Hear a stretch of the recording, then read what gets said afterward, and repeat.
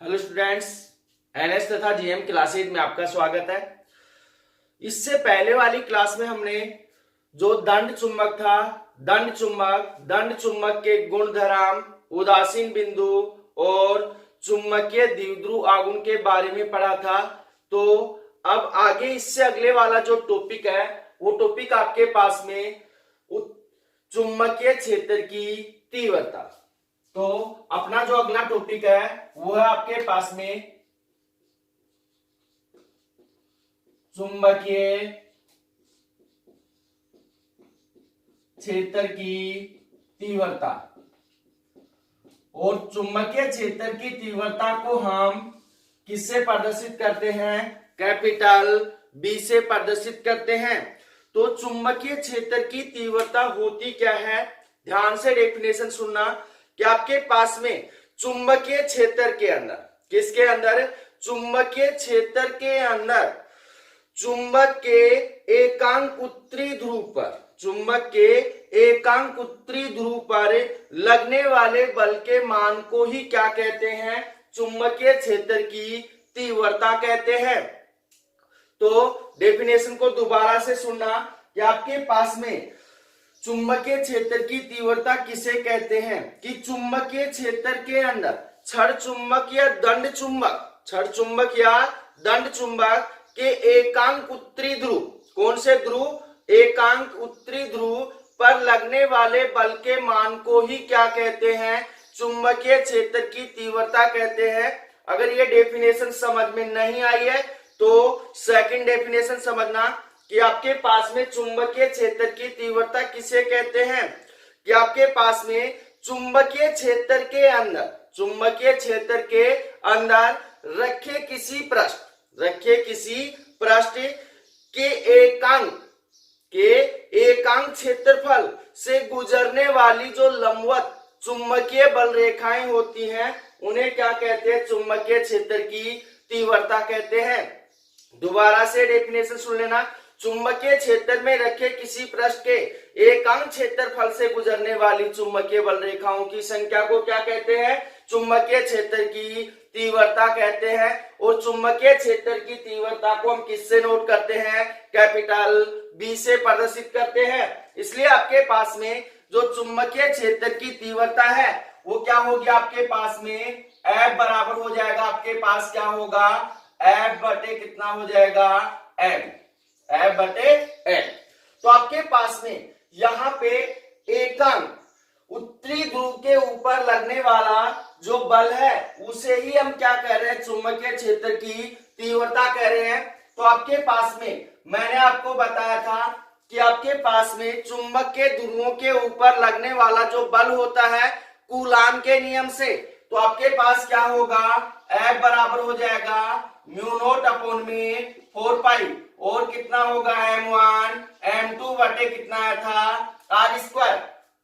परंतु हम यहाँ पे एक चुंबक की बात कर रहे हैं। कितने चुंबक की बात कर रहे हैं? एक चुंबक की बात कर रहे हैं। और एक चुंबक के अंदर दोनों ध्रुवों की ध्रुव प्रबलताएं क्या होती हैं? एक समान होती हैं। इसलिए आपके पास क्या हो जाएगा? M1 बराबर M2 बराबर कितना होगा? M होगा। तो M1 बराबर M2 बराबर M डालेंगे तो आपके पास F बराबर कितना हो जाएगा? म्यू नॉट अपॉन में 4 पाई और क्या होगा आपके पास में? M गुणा M बटे कितना हो जाएगा? R square. क्योंकि M1 के स्थान पर भी हमने क्या डाल दिया? M और M2 के स्थान पर भी क्या डाल दिया? M डाल दिया। तो आपके पास क्या हो गया? M1 गुणा M बटे कितना हो गया? R square. M गुणा M कितना हो जाएगा? M square. तो आपके पास F बराबर कितना हो जाएगा? म्यू नॉट अपॉन में 4 पाई M स्क्वायर बटे कितना हो गया? R square. तो F का मान इस समीकरण के अंदर डालेंगे तो क्या मान होगा आपके पास में? उत्पन्न जो चुंबकीय क्षेत्र की तीव्रता है B बराबर हो जाएगा म्यू नॉट अपॉन में 4 पाई और कितना हो जाएगा? M स्क्वायर बटे R स्क्वायर इंटू कितना होगा? 1 अपॉन में M। क्योंकि बटा में क्या है? M है तो स्क्वायर से M क्या हो गया? कैंसिल हो गया। तो आपके पास B बराबर कितना मान हो गया? म्यू नॉट अपॉन में 4 पाई और M बटे कितना आ गया?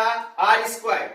ये जो चुंबकीय क्षेत्र आया है इसका सीधा सूत्र आपको याद रखना पड़ेगा कि B बराबर कितना है आपके पास में म्यू नॉट अपॉन में 4 पाई m बटे r स्क्वायर, क्योंकि आगे वाले टॉपिकों में इसका मान हम सीधा उठाकर डालेंगे। तो आपके पास में यहाँ पे ये जो मान आया है ये किसका मान है? चुंबकीय क्षेत्र की तीव्रता का मान है। अब आपके पास में इसके अंदर आता है कि चुंबकीय क्षेत्र की तीव्रता आपके पास एक सदिश राशि है या अदिश राशि है। तो ध्यान देना भाई, चुंबकीय क्षेत्र की जो तीव्रता है आपके पास में क्या है? एक सदिश राशि है। कैसी राशि है? सदिश राशि। उसके पश्चात आपके पास में इसी के अंदर अगले वाला आता है कि आपके पास चुंबकीय क्षेत्र की तीव्रता का मात्रक क्या होगा? चुंबकीय क्षेत्र की तीव्रता का मात्रक क्या होगा? तो यहाँ पे ध्यान देना, चुंबकीय क्षेत्र की तीव्रता B बराबर कितना है? F अपॉन में m है। तो F क्या है आपके पास में? बल। और m क्या है आपके पास में? ध्रुव प्रबलता। तो ध्रुव प्रबलता का मात्रक क्या होता है? एम्पियर मीटर होता है। और बल का मात्रक कितना होता है? न्यूटन होता है। तो इसलिए आपके पास में चुंबकीय क्षेत्र की तीव्रता का जो SI मात्रक होगा वो क्या होगा आपके पास में? न्यूटन एम्पियर मीटर, न्यूटन पर एम्पियर मीटर होगा। उसके पश्चात आपके पास ये मान, ये जो सूत्र है इसको अगले वाले टॉपिक में क्या करेंगे? उपयोग में लेंगे। तो आपके पास ये हो गया।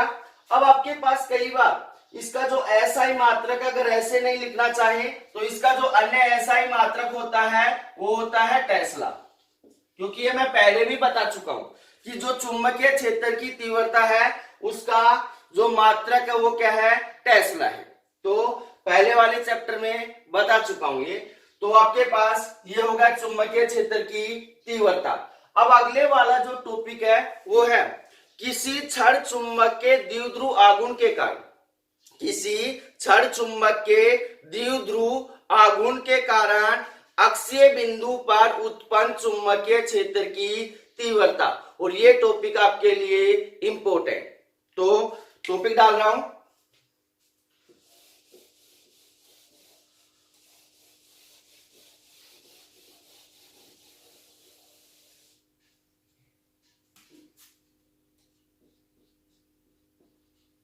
किसी क्षण चुंबक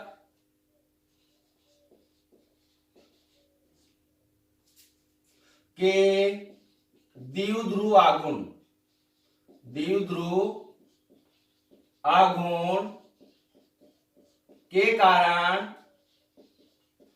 द्विध्रुव आघूर्ण के कारण अक्षीय बिंदु पर,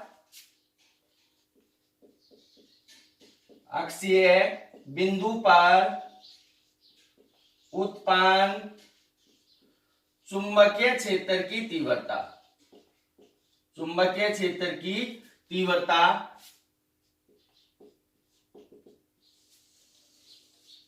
किसी क्षण चुंबक के द्विध्रुव आघूर्ण के कारण अक्षीय बिंदु पर उत्पन्न चुंबकीय क्षेत्र की तीव्रता।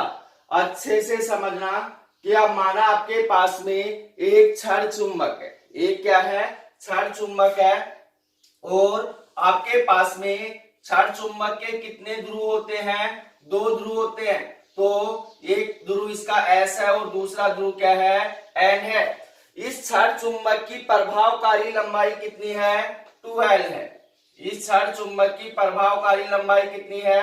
2L है। और इस क्षण चुंबक का जो अक्ष है वो क्या है आपके पास में? ये है। इस क्षण चुंबक का जो अक्ष है वो क्या है? ये है।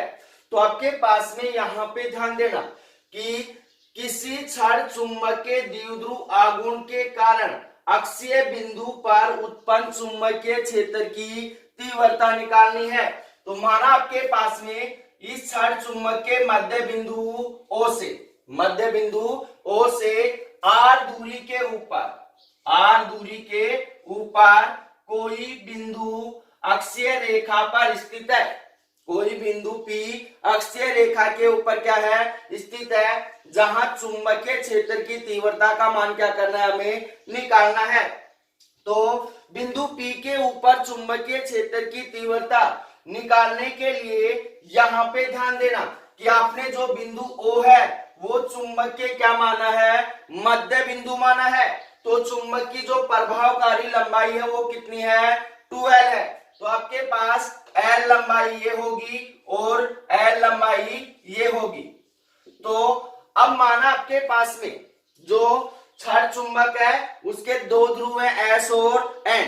तो यहाँ पे ध्यान देना भाई, मैंने चुंबकीय बल रेखाओं के गुणधर्म के अंदर करवा रखा है कि क्षण चुंबक के अंदर जो चुंबकीय बल रेखाएं होती हैं वो N ध्रुव से क्या होती हैं, S ध्रुव की ओर चलती है। चुंबक के बाहर जो चुंबकीय बल रेखाएं होती हैं वो क्या होती हैं, N ध्रुव से S ध्रुव की ओर चलती हैं। इस कारण से आपके पास माना S और N ध्रुव के कारण जो उत्पन्न चुंबकीय क्षेत्र है, N ध्रुव के कारण मान लिया आपके पास उत्पन्न जो चुंबकीय क्षेत्र कितना है, B1 है। तो यहाँ पे ध्यान देना कि उत्पन्न N ध्रुव के कारण उत्पन्न चुंबकीय क्षेत्र B1 की जो दिशा होगी वो कौन सी दिशा में होगा, N से P की दिशा में, क्योंकि चुंबकीय बल रेखाएं यहां से क्या कर रही हैं, निकल रही हैं। उसके पश्चात आपके पास में S ध्रुव के कारण उत्पन्न चुंबकीय क्षेत्र मान लिया कितना आपके पास में, B2 है। कितना है, B2। अब यहाँ पे ध्यान देना कि B2 चुंबकीय क्षेत्र की जो दिशा होगी वो क्या होगी आपके पास में, इस दिशा के अंदर होगा, किससे, P से S की ओर होगा। किससे होगा, P से और S की ओर होगा। ध्यान देना यहाँ पे N ध्रुव के कारण उत्पन्न चुंबकीय क्षेत्र की दिशा किससे है, N से P की ओर है। परंतु आपके पास में S ध्रुव के कारण उत्पन्न चुंबकीय क्षेत्र की जो तीव्रता है वो कौन सी दिशा के अंदर है, P से S दिशा के अंदर है। इसलिए आपके पास में N ध्रुव के कारण उत्पन्न चुंबकीय क्षेत्र की तीव्रता, तो यहां लिख रहा हूं N ध्रुव के कारण उत्पन्न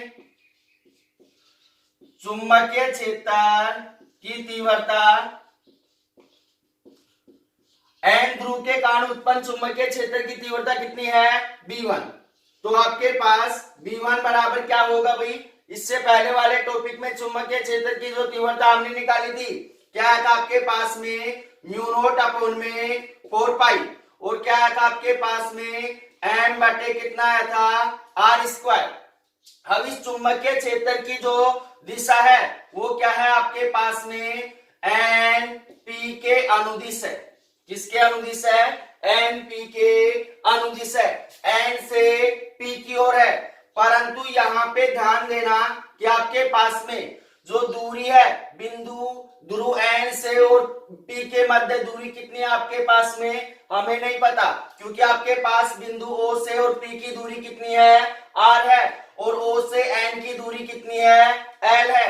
अगर मैं R में से क्या घटा दूं, L घटा दूं, तो ये दूरी क्या बचेगी आपके पास में, NP बचेगी। तो यहां हम लिखेंगे NP का होल स्क्वायर।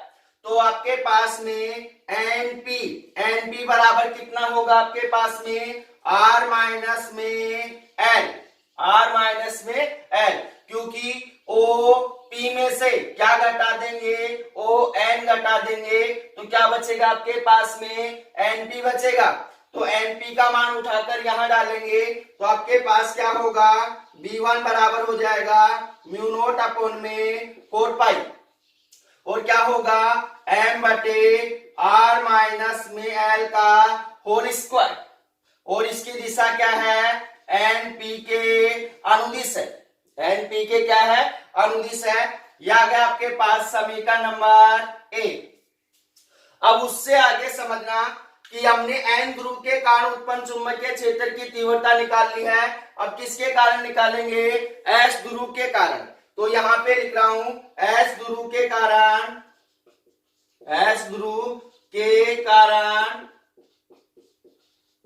उत्पन्न चुंबकीय क्षेत्र की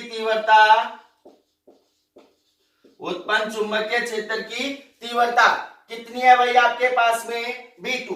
तो B2 बराबर क्या होगा आपके पास, B2 बराबर हो जाएगा आपके पास में म्यू नोट अपॉन में 4 पाई और m बटे, अब आपके पास दूरी कितनी है इस ध्रुव से s p है, तो क्या हो जाएगा s p का होल स्क्वायर, और इसकी दिशा क्या है आपके पास में p से s की ओर है, तो क्या होगा ps के अनुदिश, ps के अनुदिश। अब हमें किसका मान निकालना है, sp का मान निकालना है, तो sp का मान निकालेंगे तो यहां ध्यान देना भाई OP का मान कितना है आपके पास में R है और SO का मान कितना है L।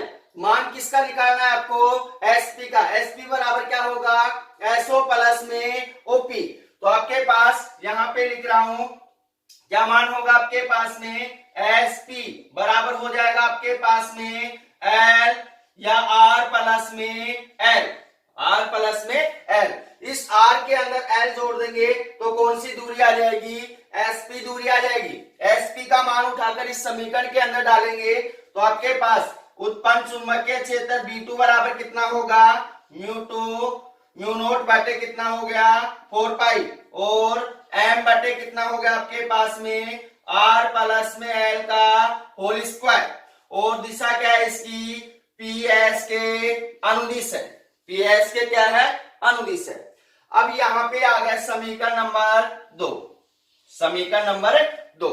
अब यहां ध्यान देना भाई कि आपके पास में समीकरण 1 और समीकरण 2, समीकरण 1 के अंदर उत्पन्न चुंबकीय क्षेत्र की तीव्रता की जो दिशा है वो क्या है n से p की ओर है, परंतु समीकरण 2 के अंदर उत्पन्न चुंबकीय क्षेत्र की तीव्रता क्या है, जो उसकी दिशा है वो क्या है p से s की ओर है। इस कारण से आपके पास जो उत्पन्न चुंबकीय क्षेत्र की तीव्रता B1 और B2 है, दोनों एक दूसरे से क्या है विपरीत दिशा में है, दोनों क्या है एक दूसरे से विपरीत दिशा में है। इस कारण से आपके पास बिंदु P के ऊपर, बिंदु P के ऊपर जो परिणामी चुंबकीय क्षेत्र की तीव्रता होगी, तो यहां लिख रहा हूं बिंदु P पर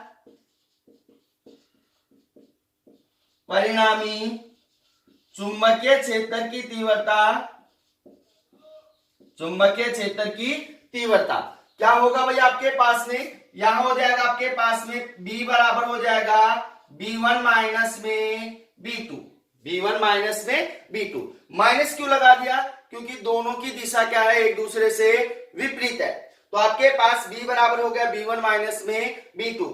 तो B1 और B2 का मान किसके अंदर है, समीकरण 1 तथा समीकरण 2 के अंदर। अब यहाँ पे दिशा लगाने की आवश्यकता नहीं है, क्योंकि हमने यहाँ माइनस से दिशा को क्या कर दिया है व्यक्त कर दिया है।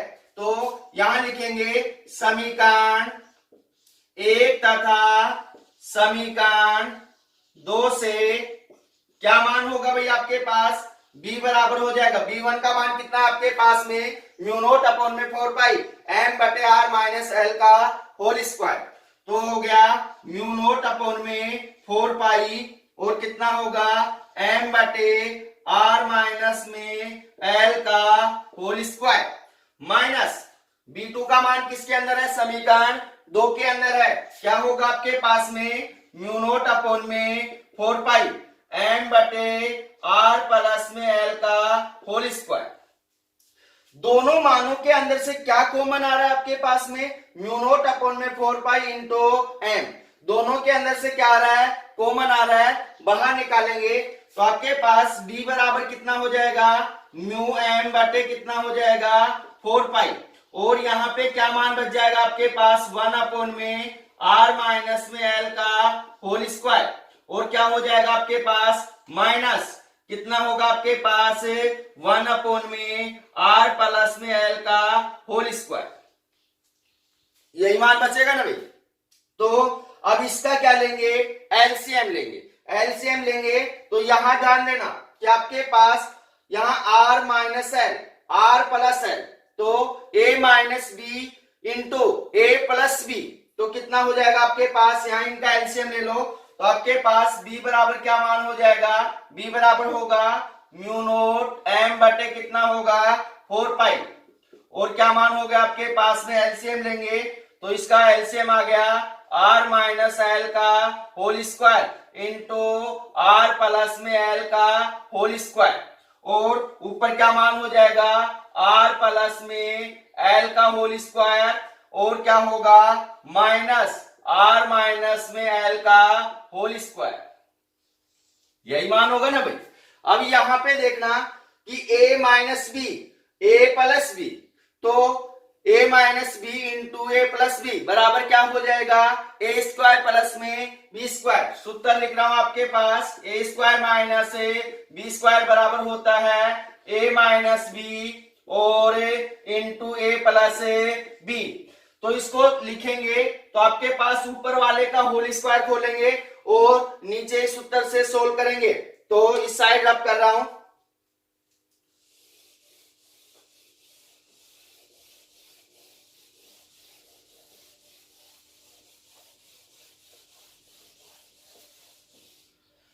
तो क्या होगा आपके पास में यहां पे उत्पन्न जो चुंबकीय क्षेत्र की तीव्रता है B बराबर हो जाएगा आपके पास में कितना होगा म्यू नोट एम बटे कितना हो जाएगा 4 पाई, और आपके पास यहां पे इसका होल स्क्वायर खोलेंगे a प्लस बी का whole square a minus B का होल स्क्वायर, तो आपके पास क्या होगा आर स्क्वायर प्लस में एल स्क्वायर प्लस में 2r एल माइनस, अब यहां माइनस है तो इसको खोलेंगे आर स्क्वायर प्लस में L square minus 2r L बटे कितना हो जाएगा आपके पास में आर स्क्वायर माइनस में एल स्क्वायर का क्या हो जाएगा whole square, R square minus L square का होल स्क्वायर।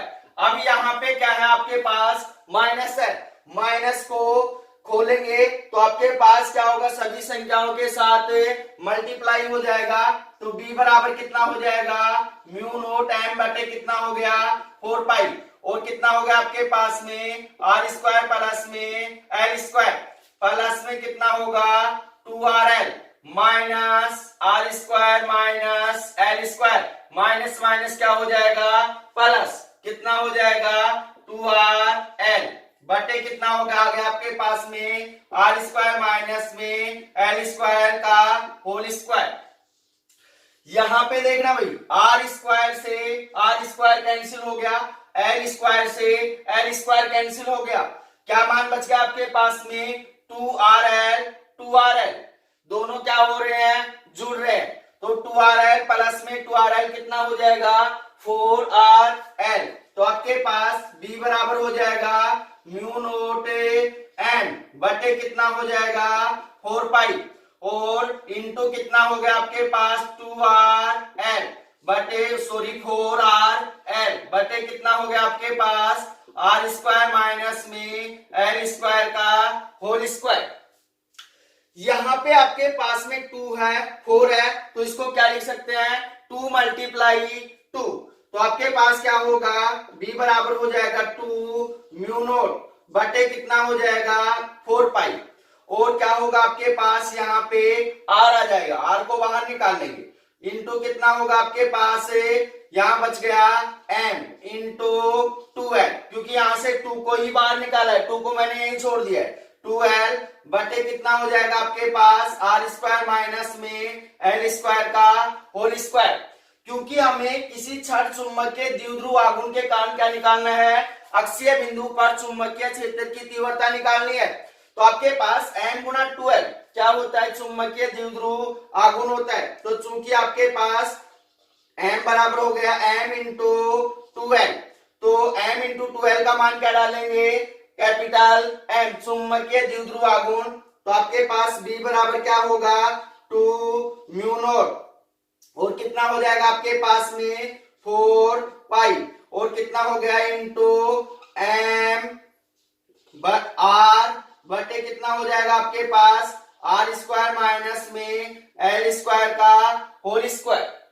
अब यहाँ पे ध्यान देना कि आपके पास में यदि जो बिंदु हमने P माना था वो क्या है बहुत अधिक दूरी के ऊपर है, कहने का मतलब R का मान क्या है बहुत अधिक है, तो यहाँ पे लिख रहा हूं यदि R बहुत बड़ा है किससे L से, किससे L से, तो आपके पास में एन स्क्वायर लमसम किसके बराबर होगा, 0 के बराबर होगा।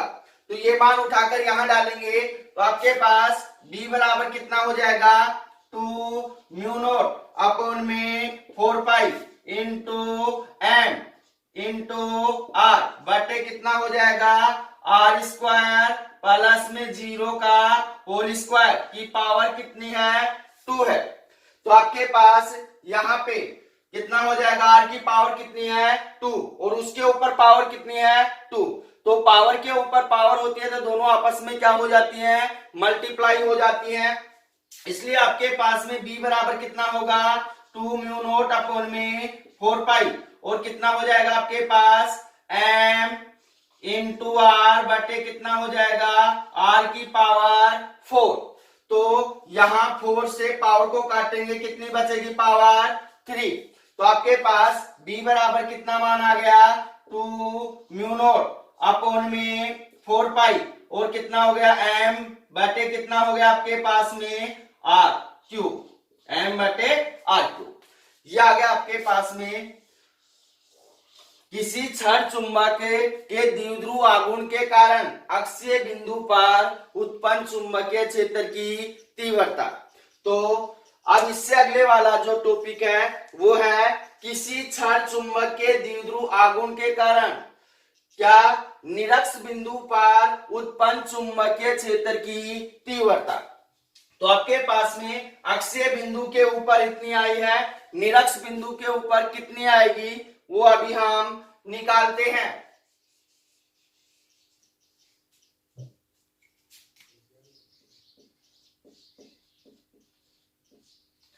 तो आपके पास क्या होगा, किसी क्षण चुंबक के द्विध्रुव आघूर्ण के कारण निरक्ष बिंदु पर उत्पन्न चुंबकीय क्षेत्र की तीव्रता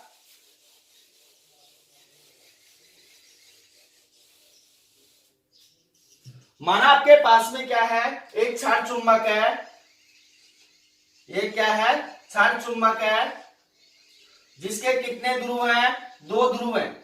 कितने ध्रुव हैं, 2 ध्रुव हैं। एक ध्रुव क्या है, एस है और दूसरा ध्रुव क्या है, एन है और इसकी जो प्रभावकारी लंबाई है वो कितनी है, 2l है। इस क्षण चुंबक की प्रभावकारी लंबाई कितनी है, 2l है। और आपके पास में ये इस क्षण चुंबक का क्या है, अक्ष है। ये इस क्षण चुंबक का क्या है, अक्ष है।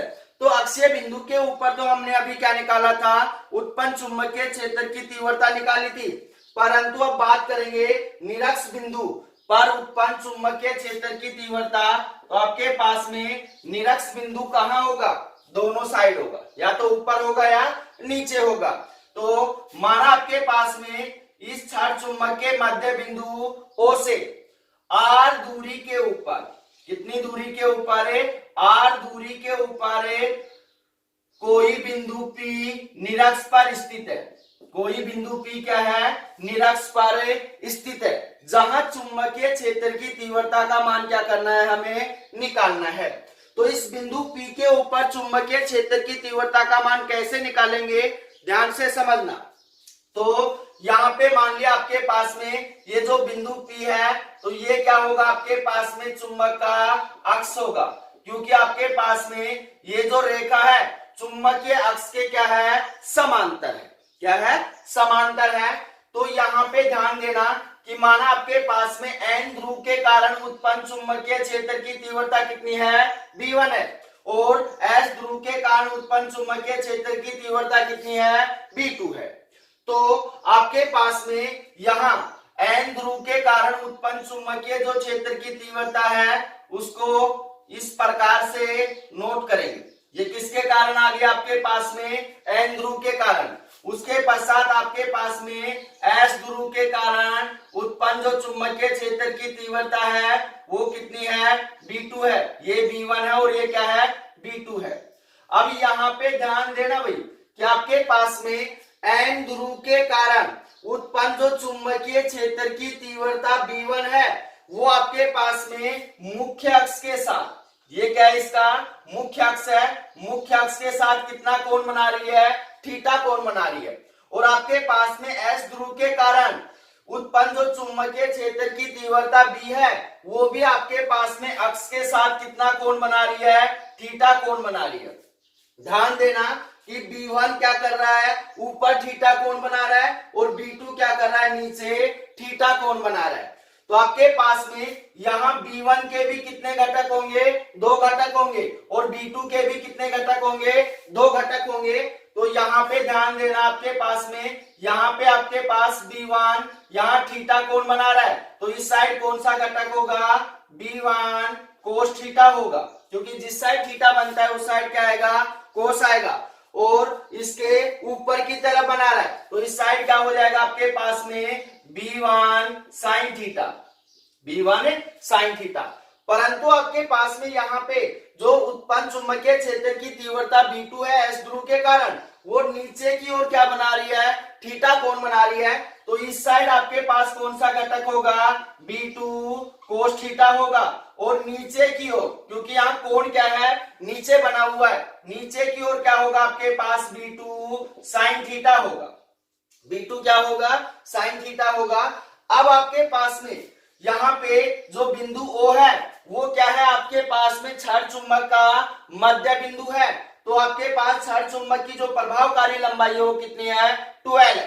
तो मध्य बिंदु होने के कारण ये लंबाई कितनी हो गई, L, और ये लंबाई भी कितनी हो गई आपके पास में, L हो गई। तो आपके पास ये लंबाई L है, ये लंबाई कितनी है, R है। और आपके पास में जो बिंदु P है वो क्या है, निरक्ष के ऊपर स्थित है, लंबवत स्थित है। तो आपके पास में यहाँ पे इस एस पी का मान और एन पी का मान निकालेंगे। तो यहाँ पे कौन सा त्रिभुज बना हुआ है, समकोण त्रिभुज बना हुआ है। तो पाइथागोरस प्रमेय से tan स्क्वायर बराबर क्या होगा, आधार स्क्वायर प्लस में लंब स्क्वायर होगा। तो आपके पास क्या होगा, यहाँ पे इसका एस पी का मान होगा, एस पी स्क्वायर बराबर हो जाएगा आपके पास में, यहाँ पे आधार कितना है, एल स्क्वायर, या आपके पास लंब कितना है, आर स्क्वायर, प्लस में कितना हो गया, एल स्क्वायर। मान किसका निकालना है, हमें एसपी का निकालना है। तो आपके पास एसपी बराबर कितना हो जाएगा, under root are square plus में एल स्क्वायर। तो यहाँ पे मान आ गया आपके पास under root are square plus में एल स्क्वायर। और यहाँ दोनों का मान समान है, ये दूरी कितनी आर है, ये दूरी कितनी है, एल है। तो इसका मान भी कितना होगा आपके पास में, under root are square plus में एल स्क्वायर। तो यहाँ पे ध्यान देना भाई कि एन ध्रुव के कारण बिंदु P पर उत्पन्न चुंबकीय क्षेत्र की तीव्रता, तो यहां लिख रहा हूं, एन ध्रुव के कारण बिंदु P पर उत्पन्न चुंबकीय क्षेत्र की तीव्रता, एन ध्रुव के कारण बिंदु P के ऊपर उत्पन्न चुंबकीय क्षेत्र की तीव्रता कितनी है, B1। B1 बराबर कितना हो जाएगा आपके पास में, B1 बराबर हो जाएगा म्यू नोट अपॉन में 4 पाई m बटे कितना हो जाएगा, बिंदु P से और n की दूरी कितनी है, under root are square plus में एल स्क्वायर का होल स्क्वायर। तो यहाँ हो गया आपके पास under root are square plus में एल स्क्वायर का होल स्क्वायर। अब यहाँ पे स्क्वायर से अंडर रूट क्या हो जाएगा, कैंसिल हो जाएगा। तो B1 बराबर कितना हो गया, म्यू नोट अपॉन में 4 पाई m बटे कितना आ गया, आर स्क्वायर प्लस में L square, R square plus में एल स्क्वायर। यह आ गया आपके पास समीकरण नंबर ए। उससे आगे एस ध्रुव के कारण बिंदु P पर उत्पन्न चुंबकीय क्षेत्र की तीव्रता, तो यहां लिखेंगे एस ध्रुव के कारण बिंदु P पर उत्पन्न चुंबकीय क्षेत्र की तीव्रता, चुंबकीय क्षेत्र की तीव्रता कितनी है एस ध्रुव के कारण, B2। और आपके पास में बिंदु P और S के मध्य की दूरी कितनी है, under root are square plus में एल स्क्वायर। तो कितना होगा आपके पास में, B2 बराबर हो जाएगा म्यू नोट अपॉन में 4 पाई एन बटे कितना हो जाएगा आपके पास में under root are square plus में एल स्क्वायर के ऊपर पावर कितनी है 2 है, पावर कितनी है 2। तो आपके पास यहाँ पे स्क्वायर से अंडर रूट क्या हो जाएगा कैंसिल हो जाएगा, तो b2 बराबर कितना होगा म्यू नोट अपॉन में 4 पाई एन बटे कितना हो जाएगा आर स्क्वायर प्लस में L square, R square plus में एल स्क्वायर। ये आ गया आपके पास समीकरण नंबर 2। समीकरण 1 के अंदर देखना भाई b1 बराबर कितना है म्यू नोट अपॉन में 4 पाई एम बटे आर स्क्वायर प्लस में एल स्क्वायर, और समीकरण 2 के अंदर क्या है आपके पास b2 बराबर म्यू नोट अपॉन में 4 पाई एम बटे आर स्क्वायर प्लस में एल स्क्वायर। इन दोनों का आरएचएस मान आपस में क्या है समान है, तो इनका एलएचएस मान भी क्या होगा समान होगा। या तो ऐसे कर दो या फिर ऐसे नहीं करना चाहते हो तो यहां देखना कि आपके पास में दोनों एक क्षण चुंबक के दोनों ध्रुवों की ध्रुव प्रबलता आपस में क्या होती है समान होती है, और आपके पास में दोनों ध्रुवों की बिंदु P से जो दूरी है वो भी क्या है एक समान है। इस कारण दोनों के ऊपर जो उत्पन्न चुंबकीय क्षेत्र की तीव्रता होगी बिंदु P के ऊपर दोनों के कारण वो भी क्या होगी एक समान होगी। या तो फिर इसको ऐसे लिखो या फिर इसको ऐसे लिखो समीकरण 1 तथा समीकरण 2 से। तो यहां लिख रहा हूं समीकरण 1 तथा समीकरण 2 से क्या मान होगा, जब इन दोनों समीकरणों का आरएचएस मान आपस में समान है तो एलएचएस मान भी आपस में क्या होगा समान होगा। तो क्या होगा आपके पास b1 बराबर b2, b1 बराबर है b2, ये हमने निकाल लिया। अब उससे आगे देखना कि आपके पास b1 बराबर b2 है, b1 बराबर क्या है b2 है, तो आपके पास में चुंबकीय क्षेत्र b1 और चुंबकीय क्षेत्र b2 के यहाँ पे कितने घटक हो रहे हैं, 2 घटक हो रहे हैं, एक x दिशा में दूसरा y दिशा में।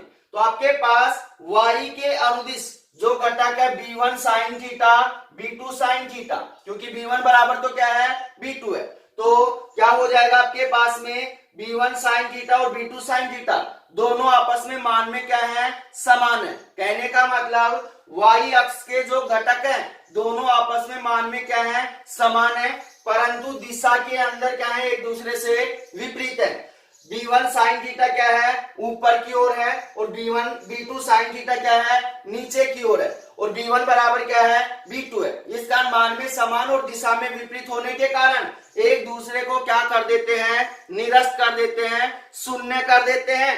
परंतु आपके पास में b1 कोस थीटा और b2 कोस थीटा दोनों आपस में मान में क्या है समान है और दिशा में भी क्या है समान है। इस कारण से आपके पास में बिंदु P के ऊपर जो परिणामी चुंबकीय क्षेत्र की तीव्रता होगी इन दोनों के योग के क्या होगी समान होगी, इन दोनों के योग के क्या होगी समान होगी।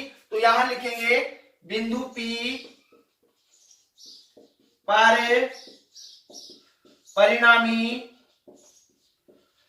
चुंबकीय क्षेत्र की तीव्रता, चुंबकीय क्षेत्र की तीव्रता B बराबर क्या हो जाएगा इन दोनों के योग के क्या होगी समान होगी, या फिर आपके पास जो चुंबकीय क्षेत्र की तीव्रता होगी ये क्या होगी जुड़ती हुई चली जाएगी। B बराबर कितना हो गया आपके पास B1 कोस थीटा और प्लस में B2 कोस थीटा। अब यहाँ पे आपके पास B1 कोस थीटा प्लस में B2 कोस थीटा, परंतु हमने पहले ही निकाल लिया B1 बराबर क्या है B2 है, चाहे B1 बराबर B2 डाल दो या B2 बराबर B1 डाल दो। तो मैं B2 बराबर कितना डाल रहा हूं B1 डाल रहा हूं, तो आपके पास B बराबर कितना हो जाएगा B1 कोस थीटा प्लस में B1 cos theta, B1 cos theta. अब यहाँ पे B1 कोस थीटा प्लस में B1 कोस थीटा कितना हो जाएगा 2B1 कोस थीटा। तो B बराबर मान आ गया आपके पास में 2B1 कोस थीटा। यह आ गया आपके पास समीकरण नंबर 3, समीकरण नंबर 3। अब उससे आगे ध्यान से समझना भाई कि समीकरण 3 के अंदर किसका मान आ गया है कोस थीटा का मान आ गया है, किसका मान आ गया है कोस थीटा का। तो कोस थीटा का मान हम यहां से निकालेंगे, चाहे त्रिभुज एस पी ओ ले लो या फिर आपके पास में त्रिभुज एन पी ओ, कोई सा भी त्रिभुज ले लो, दोनों के अंदर मान समान ही होंगे। तो हम ले रहे हैं त्रिभुज एस पी ओ में, तो यहां लिख रहा हूं समकोण त्रिभुज एस पी ओ में आपके पास में कोस थीटा बराबर क्या होगा, लाल बटे कक्का से होगा आधार बटे करण।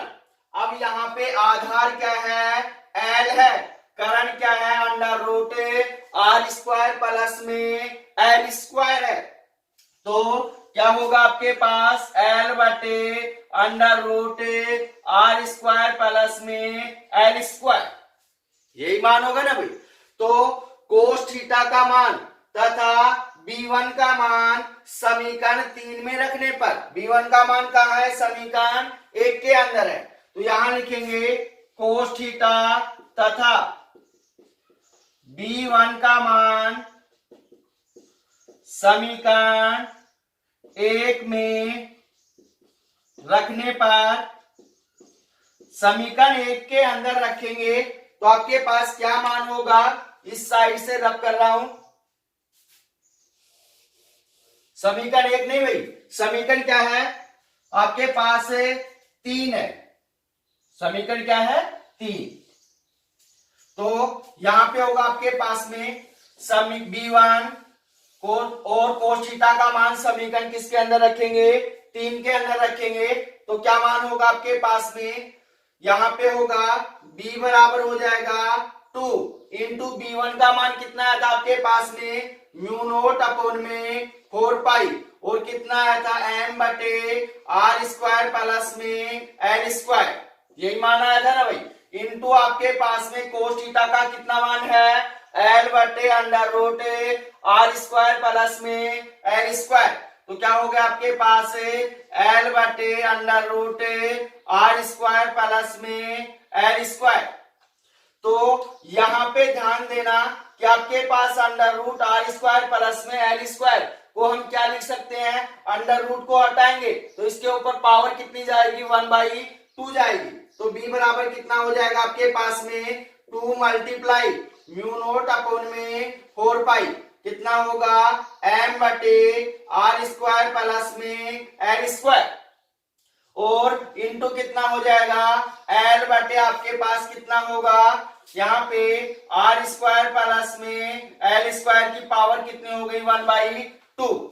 अब यहाँ पे ध्यान देना कि आर स्क्वायर प्लस में एल स्क्वायर की पावर कितनी है 1 है, और आर स्क्वायर प्लस में एल स्क्वायर की पावर कितनी है 1/2 है। दोनों का आधार समान है तो घातें आपस में क्या होती हैं, जुड़ जाती हैं। 1 प्लस में 1/2 कितना हो जाएगा 3/2 हो जाएगा।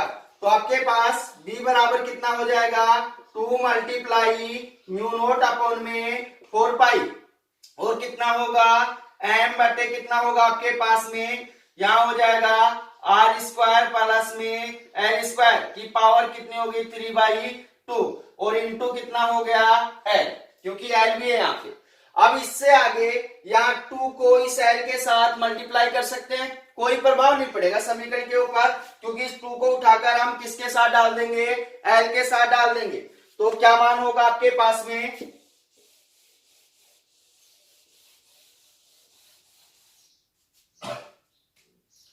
b बराबर होगा आपके पास में म्यू नोट अपॉन में 4 पाई, और कितना होगा आपके पास में m इंटू 2l बटे कितना हो जाएगा आर स्क्वायर प्लस में एल स्क्वायर की पावर कितनी हो गई 3/2। अब यहाँ पे m इंटू 2l क्या है, चुंबकीय द्विध्रुव आघूर्ण है। चूंकि आपके पास में कैपिटल M बराबर हो गया m into 2l, m into 2l का मान उठाकर यहां डालेंगे तो आपके पास b बराबर क्या हो जाएगा म्यू नोट अपॉन में 4 पाई, और कितना होगा m बटे हो जाएगा आर स्क्वायर प्लस में एल स्क्वायर की पावर कितनी हो गई 3/2। अब यहाँ पे आपके पास में जो कैपिटल M है वो क्या है, चुंबकीय द्विध्रुव आघूर्ण है। अपना टॉपिक भी इसी में मांग रहा है, किसी क्षण चुंबकीय द्विध्रुव आघूर्ण के कारण निरक्ष बिंदु पर उत्पन्न चुंबकीय क्षेत्र की तीव्रता। अब उससे आगे यदि आपके पास में जो R है या बिंदु P है वो क्या है, बहुत अधिक दूरी के ऊपर है, R का मान क्या है, बहुत अधिक है, तब आपके पास में L का मान क्या होगा, बहुत छोटा होगा। तो L स्क्वायर का मान क्या होगा, लमसम 0 के समान होगा। तो आपके पास क्या होगा, यदि R बहुत बड़ा है किससे, L से, तो आपके पास L स्क्वायर लमसम किसके बराबर होगा, 0 के बराबर होगा। तो L स्क्वायर का मान यहां 0 डालेंगे तो आपके पास क्या होगा, B बराबर होगा म्यू नोट अपॉन में 4 पाई M बटे कितना हो जाएगा आपके पास R स्क्वायर प्लस में 0 का होल स्क्वायर की पावर कितनी होगी, 3/2।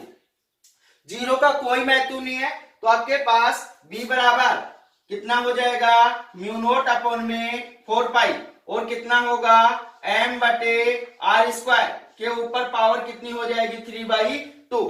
पावर के ऊपर पावर होती है तो आपस में क्या हो जाती है, मल्टीप्लाई हो जाती है, इसलिए आपके पास B बराबर कितना हो जाएगा, म्यू नोट अपॉन में 4 पाई और M बटे कितना हो गया, यहाँ 2 से 2 क्या हो गया, कैंसिल, R क्यूब।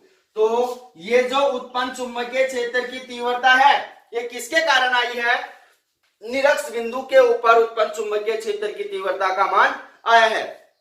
तो अब आपके पास जो अक्ष के ऊपर आया था वो चुंबकीय क्षेत्र की तीव्रता कितनी थी, B बराबर था आपके पास में 2 म्यू नोट अपॉन में 4 पाई और कितना था M बटे R क्यूब। अब यहाँ पे ध्यान देना, अक्ष के ऊपर इतना है और निरक्ष के ऊपर इतना है, तो आपके पास अक्ष और निरक्ष की जो चुंबकीय क्षेत्र की तीव्रताओं का जो अनुपात है वो कितना है, 2:1 है। 2 क्या है, 1। तो ध्यान से समझना कि अक्ष और निरक्ष बिंदुओं के ऊपर जो चुंबकीय क्षेत्र की तीव्रताओं का जो अनुपात है वो कितना है आपके पास में, 2:1 है। कितना है, 2:1। या फिर इसको हम ऐसे भी बोल सकते हैं कि आपके पास निरक्ष के ऊपर जो उत्पन्न चुंबकीय क्षेत्र की तीव्रता है वो अक्ष के ऊपर उत्पन्न चुंबकीय क्षेत्र की तीव्रता से क्या होती है, आधी होती है। क्या होती है, आधी होती है। तो ये होगा आपके पास में चुंबकीय क्षेत्र की तीव्रता।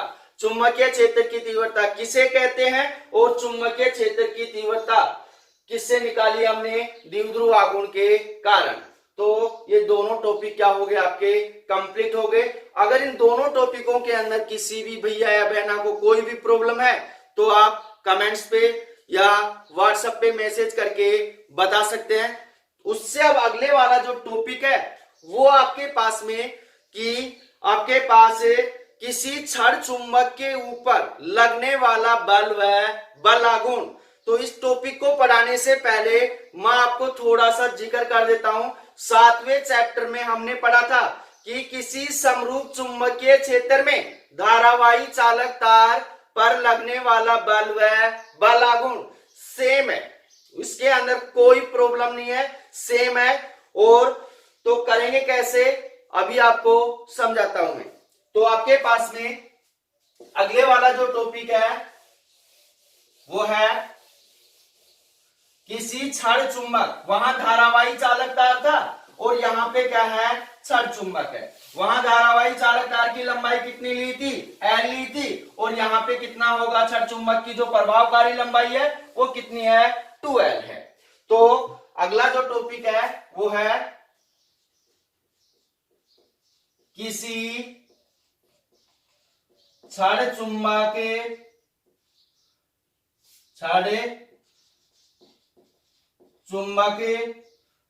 पर समरूप चुंबकीय क्षेत्र में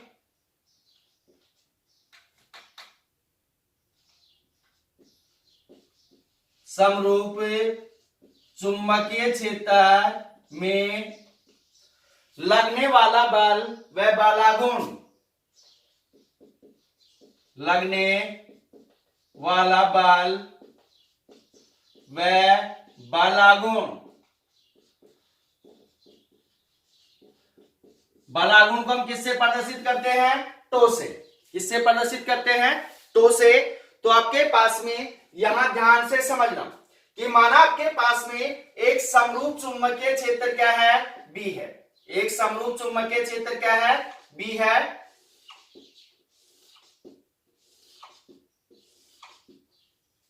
पेन चेंज करते हैं।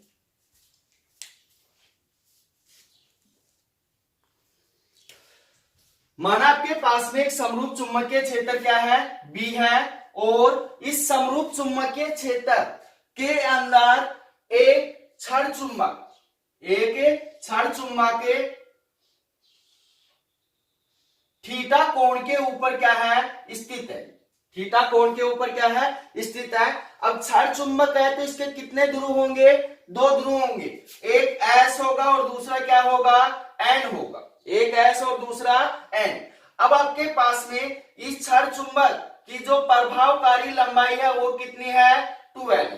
कितनी है, 2l।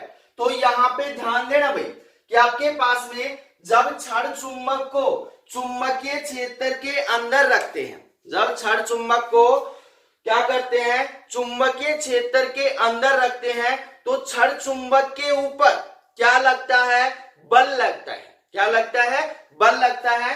तो आपके पास में यहाँ पे इस ध्रुव के कारण इस साइड लगने वाला जो बल है प्लस में mb, प्लस में क्या होगा, mb होगा।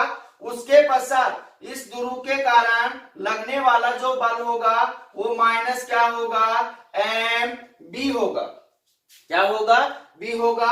अब आपके पास में जो प्लस mb बल है वो इसको इस साइड खींचने की कोशिश करता है, और आपके पास में माइनस जो mb बल है वो इसको क्या करता है, इस साइड खींचने की कोशिश करता है। तो आपके पास में यहाँ पे जो बल है प्लस mb और माइनस mb दोनों मान में क्या है, समान है, और दिशा में क्या है, एक दूसरे से विपरीत है। इस कारण से आपके पास क्षण चुंबक के ऊपर समरूप चुंबकीय क्षेत्र में लगने वाला बल का मान कितना हो जाएगा, शून्य हो जाएगा। परिणामी बल का मान कितना हो जाएगा, शून्य हो जाएगा। परंतु यहाँ पे दोनों बलों की क्रिया रेखा क्या है, अलग अलग है। दोनों बलों की क्रिया रेखा क्या है, अलग अलग है, क्योंकि ये बल इसको इस साइड खींच रहा है और ये बल इसको इस साइड खींच रहा है। क्रिया रेखा अलग अलग होने के कारण ये दोनों बल इसके ऊपर क्या लगाते हैं, बल आघूर्ण लगाते हैं। क्या लगाते हैं, बल आघूर्ण लगाते हैं, जिसके कारण आपके पास में जो क्षण चुंबक है ये समरूप चुंबकीय क्षेत्र के अंदर क्या करने लगती है, गति करने लगती है। क्या करने लगती है, गति करने लगती है, घूर्णन करने लगती है। तो आपके पास यहाँ पे तो इनका परिणामी जो बल है वो तो कितना हो गया, शून्य हो गया। वहां पे भी हमने जो परिणामी बल निकाला था वो कितना था, शून्य था।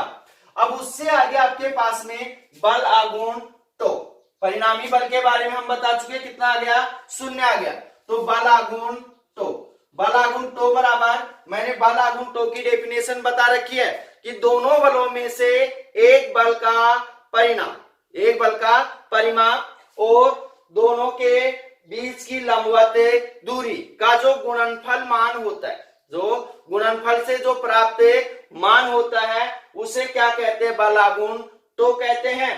तो आपके पास में यहाँ पे दोनों बलों में से एक बल का परिमाण, एक बल का परिमाण गुणा आपके पास में दोनों बलों के बीच की लंबवत दूरी। तो मान लिया आपके पास में ये बाल mb इस साइड है और ये बाल माइनस mb इस साइड है। इन दोनों बलों के जो बीच की दूरी है वो मान लिया आपके पास में कितनी है, no है। कितनी है, no, या फिर इसके ध्रुव चेंज कर दो, इस साइड क्या हो जाएगा, n और s, कितनी हो जाएगी, so हो जाएगी। तो आपके पास क्या होगा, यहाँ पे लंबवत दूरी आपके पास में so है, so।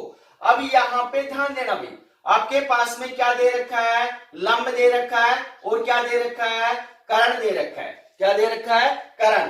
तो आपके पास में यहां लिखेंगे त्रिभुज, कौन सा होगा, NSO में, NSO में क्या होगा आपके पास में, cos theta, cos theta, cos theta बराबर क्या होगा, आधार बटे कर्ण, साइन थीटा, क्योंकि आपके पास में लंब दे रखा है और क्या दे रखा है, कर्ण दे रखा है। तो क्या लेंगे, साइन थीटा। तो साइन थीटा बराबर क्या होगा आपके पास, लंब बटे कर्ण। लंब क्या है आपके पास में, SO, और करण कितना है आपके पास में 2L। इसकी जो लंबाई है NS की वो कितनी है 2L है। तो 2L को इस साइड भेजेंगे तो SO बराबर कितना होगा आपके पास में, SO बराबर हो जाएगा 2L sin थीटा। SO का मान इस समीकरण के अंदर डालेंगे और F का मान चाहे -M भी ले लो, उसका परिमाण निकालेंगे तो कितना होगा प्लस M भी होगा, या फिर कितना ले लो M भी ले लो। तो आपके पास बल गुण टो बराबर कितना होगा आपके पास में MB गुणा कितना हो जाएगा आपके पास में 2L sin theta, 2L sin theta. अब यहाँ पे आपके पास में जो M है वो क्या है आपके पास में ध्रुव प्रबलता है, तो यहाँ M गुणा 2L, तो इसको आगे सोल्व करेंगे तो आपके पास टो बराबर कितना हो जाएगा B गुणा M गुणा 2L गुणा sin थीटा। तो आपके पास में चूंकि चुंबकीय द्विध्रुव आघूर्ण कैपिटल M बराबर क्या हो जाएगा M गुणा 2L होगा, M गुणा 2L होगा। तो ये मान उठाकर यहां डालेंगे तो आपके पास में क्या होगा, टो बराबर हो जाएगा MB और कितना होगा sin थीटा, MB और sin थीटा। ये किसका मान आ गया आपके पास में, बल आघूर्ण का मान आ गया। किसका मान आ गया, बल आघूर्ण का मान आ गया। अगर हम इसको सदिश रूप में लिखें, किसमें लिखें, सदिश रूप में, तो आपके पास में सदिश रूप क्या होगा इसका, यहां पे ध्यान देना साइन है, साइन किस में परिवर्तित होता है, क्रॉस में। तो क्या हो जाएगा, तो बराबर हो जाएगा आपके पास में M क्रॉस B। तो आपके पास ये किस में आ गया, सदिश रूप में आ गया। इसको ले दो समीकरण नंबर 1। अब इसके अंदर लगेगी कंडीशन, क्या लगेगी, कंडीशन फर्स्ट क्या होगी, कंडीशन जो फर्स्ट है उसको ध्यान से समझना। यदि आपके पास में चुंबकीय द्विध्रुव आघूर्ण M तथा चुंबकीय क्षेत्र B क्या है, एक दूसरे के समांतर है या विपरीत दिशा में, एक दूसरे के समांतर है या विपरीत दिशा में है, समांतर होंगे तो आपके पास थीटा का मान कितना होगा, 0 होगा, और विपरीत दिशा में होंगे तो थीटा का मान कितना होगा, 180 डिग्री होगा। तो यहां लिख रहा हूं, जब M तथा B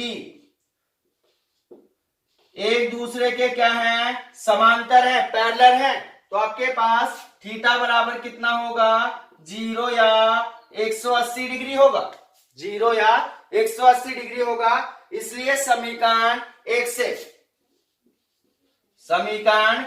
से क्या मान होगा भाई आपके पास, बल आघूर्ण टो बराबर कितना हो गया, MB sin 0, और sin 0 का मान कितना होता है, 0 होता है। तो आपके पास 0 को इस संख्या से मल्टीप्लाई करेंगे तो पूरा मान क्या हो जाएगा, 0 हो जाएगा। तो आपके पास टो बराबर कितना आ गया, 0, टो बराबर कितना आ गया, 0। अब उससे आगे कंडीशन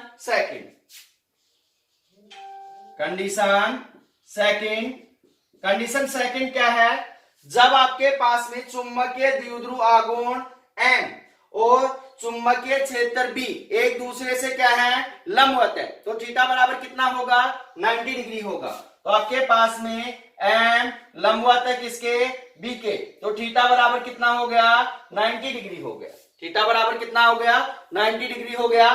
तो आपके पास में जो उत्पन्न बल आघूर्ण है, टो बराबर कितना होगा आपके पास में, टो बराबर हो जाएगा आपके पास में MB sin 90। sin 90 का मान कितना होता है, 1 होता है। तो आपके पास टो बराबर कितना होगा, M और B। ये आ गया आपके पास में बल आघूर्ण टो का मान। तो इस टॉपिक के अंदर थोड़ा सा ध्यान देना कि समरूप चुंबकीय क्षेत्र के अंदर छड़ चुंबक के ऊपर लगने वाला बल वह बल आघूर्ण, बल का मान तो कितना होगा, 0 होगा, परिणामी बल क्या होगा, 0 होगा, परंतु बल आघूर्ण का मान कितना होगा, टो बराबर MB sin थीटा होगा। टो बराबर क्या होगा, MB sin थीटा। वहां पे भी हमने सेम निकाला था, वहां पे आपके पास में समरूप चुंबकीय क्षेत्र के अंदर धारावाही चालक तार के ऊपर लगने वाला बल वह बल आघूर्ण, तो आपके पास परिणामी जो बल आया था वो कितना आया था, 0 आया था, परंतु आपके पास में जो बल आघूर्ण आया था वो कितना आया था, टो बराबर mb sin थीटा आया था। और वहां पे मैंने बताया था कि आपके पास m बराबर क्या होता है, m इंटू 2l होता है, जिसको हम क्या कहते हैं, चुंबकीय द्विध्रुव आघूर्ण कहते हैं। और कहा था कि 8वें चैप्टर में इसका क्या करेंगे, जिक्र करेंगे। तो 8वें चैप्टर में मैंने चुंबकीय द्विध्रुव आघूर्ण को पढ़ा दिया है। तो ये हो गया आपके पास टॉपिक कंप्लीट। अब इससे अगले वाला टॉपिक है समरूप चुंबकीय क्षेत्र में।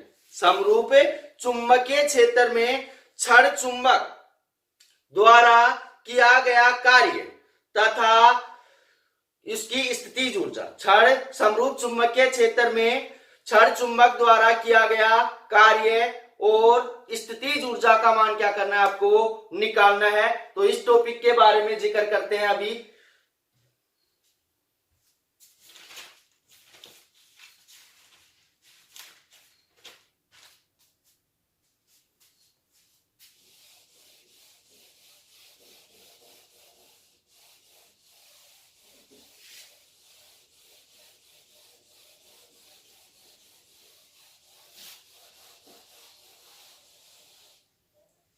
टॉपिक क्या है अपना, समरूप चुंबकीय क्षेत्र या एक समान चुंबकीय क्षेत्र में, समरूप चुंबकीय क्षेत्र या एक समान चुंबकीय क्षेत्र में छड़ चुंबक या दंड चुंबक, छड़ चुंबक या दंड चुंबक को घुमाने में किया गया कार्य, घुमाने में किया गया कार्य एवं स्थितिज ऊर्जा, एवं स्थितिज ऊर्जा। तो टॉपिक को अच्छे से समझना कि आपके पास में समरूप चुंबकीय क्षेत्र में छड़ चुंबक को घुमाने के लिए किया गया कार्य या उसकी स्थितिज ऊर्जा आपको क्या करनी है, निकालनी है। तो इसके अंदर ध्यान देना भाई, माना आपके पास में एक समरूप चुंबकीय क्षेत्र क्या है, B है। एक समरूप चुंबकीय क्षेत्र क्या है, B है। तो आपके पास में इस समरूप चुंबकीय क्षेत्र के अंदर आपके पास में एक छड़ चुंबक कितने कोण के ऊपर रखी है, थीटा कोण के ऊपर रखी है। कितने कोण के ऊपर रखी है, थीटा कोण के ऊपर रखी है।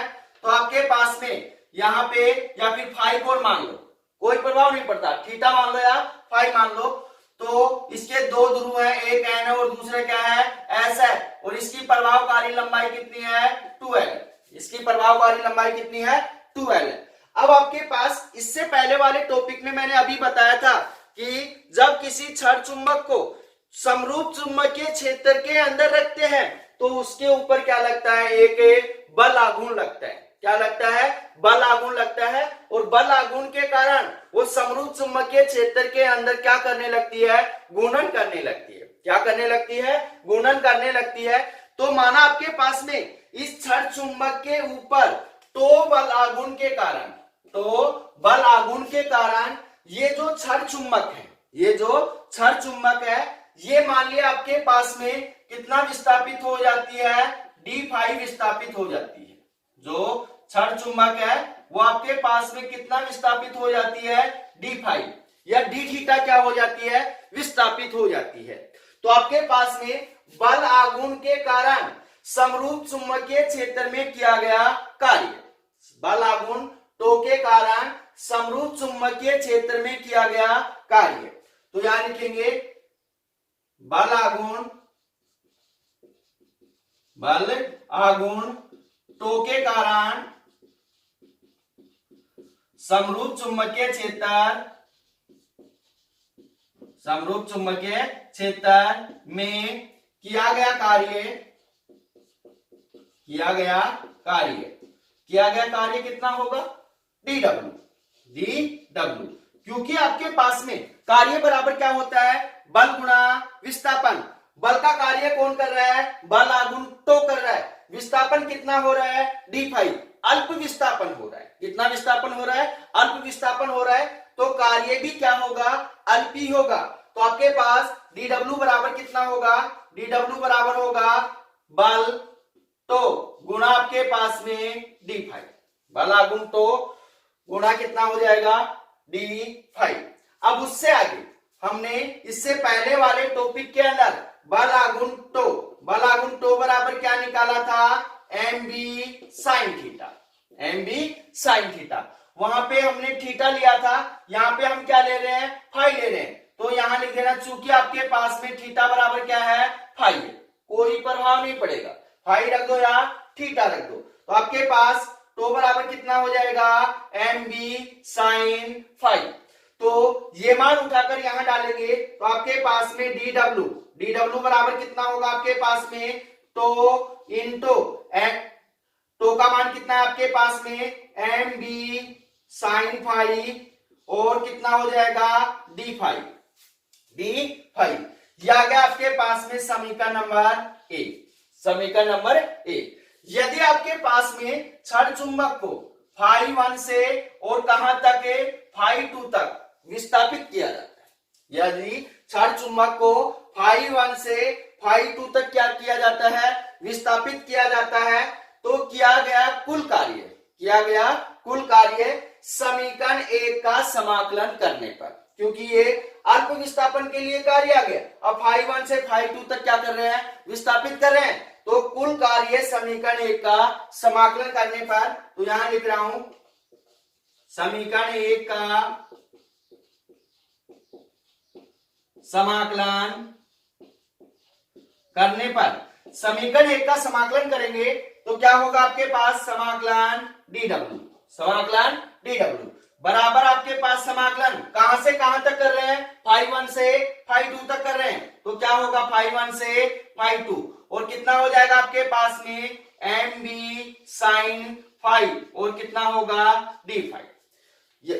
यहां पे आपके पास में mb क्या है, नियतांक मान है, उसको क्या करेंगे, बाहर निकालेंगे, समाकलन dw क्या होगा w, तो आपके पास आ गया w बराबर हो जाएगा आपके पास में यहां mb और क्या होगा समाकलन फाई 1 से फाई 2 और कितना हो जाएगा आपके पास साइन फाई और d फाई, साइन फाई और d फाई। तो यहां पे ध्यान देना भाई कि साइन का समाकलन क्या होता है भाई, माइनस कोस होता है, क्या होता है, माइनस कोस। तो आपके पास में यहां पे w बराबर हो जाएगा mb और यहां हो जाएगा माइनस कोस फाई और मान कहां से कहां तक है, माइनस फाई 1 से फाई 1 से फाई 2 तक क्या इसकी लिमिट है, माइनस को बाहर निकालेंगे तो आपके पास w बराबर कितना होगा, माइनस mb और कितना हो जाएगा कोस फाई और क्या होगा, लिमिट कहां से कहां तक है, फाई 1 से फाई 2 तक। अब इसके अंदर क्या डालेंगे, लिमिट डालेंगे, पहले कौन सी, ऊपर वाली, माइनस नीचे वाली, तो क्या होगा आपके पास में w बराबर होगा माइनस mb और क्या होगा कोस फाई 2 और माइनस क्या होगा आपके पास में कोस फाई 1, ये क्या आ गया आपके पास, कार्य आ गया। अब आपके पास यहां ध्यान देना, यदि फाई 1 बराबर कितना है, 90 डिग्री है, फाई 1 बराबर कितना है, 90 डिग्री है और फाई 2 बराबर कितना है, फाई है, फाई 2 बराबर कितना है, फाई है, तो आपके पास में यहां पे दोनों मान उठाकर इस समीकरण के अंदर डालेंगे तो w बराबर कितना होगा आपके पास, माइनस mb और क्या होगा कोस फाई और माइनस साइन कोस 90, कोस 90 का मान कितना होता है, 0 होता है, तो आपके पास w बराबर कितना होगा, w बराबर होगा माइनस mb और कितना हो जाएगा कोस फाई। ये क्या आ गया आपके पास में, समरूप चुंबकीय क्षेत्र में क्षण चुंबक को घुमाने में किया गया कार्य का मान w बराबर माइनस mb कोस फाई आ गया। अब उससे आगे यह किया गया कार्य ही स्थितिज ऊर्जा के रूप में क्या होता है, संचित होता है, यहां लिखेंगे यह किया गया कार्य ही स्थितिज ऊर्जा के रूप में क्या होता है, संचित होता है। इसलिए आपके पास में W बराबर क्या होगा, U होगा। W बराबर क्या होगा, U होगा। तो आपके पास में यहां U बराबर कितना हो जाएगा, -mb और कितना होगा cos फाई। ये क्या आ गया आपके पास में, उसकी स्थितिज ऊर्जा। अब इसके अंदर कंडीशन लगेंगी और वो कंडीशन कितनी है, 3 कंडीशन है। जब आपके पास में जो क्षण चुंबक है वो स्थायी संतुलन की अवस्था में है। कंडीशन फर्स्ट क्या है, जब क्षण चुंबक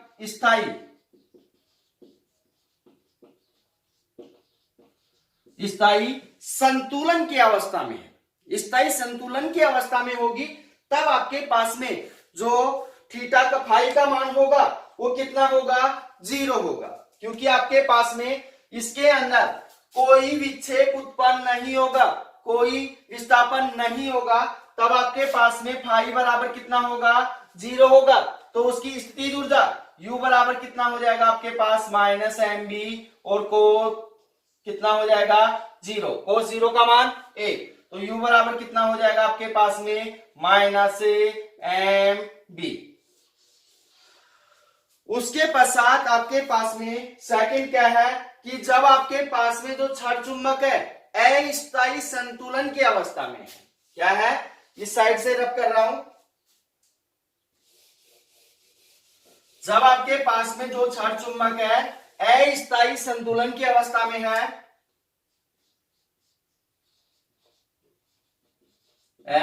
अस्थायी संतुलन की अवस्था में है, तब आपके पास अस्थायी संतुलन की अवस्था में क्या होगी, ये चुंबकीय क्षेत्र के क्या हो जाएगी, समांतर हो जाएगी। इसलिए आपके पास में थीटा बराबर कितना होगा, 180 डिग्री होगा। कितना होगा, 180 डिग्री। इसलिए आपके पास में उसकी स्थितिज ऊर्जा U बराबर -mb और कितना होगा आपके पास, cos 180। cos 180 का मान कितना होता है, 0।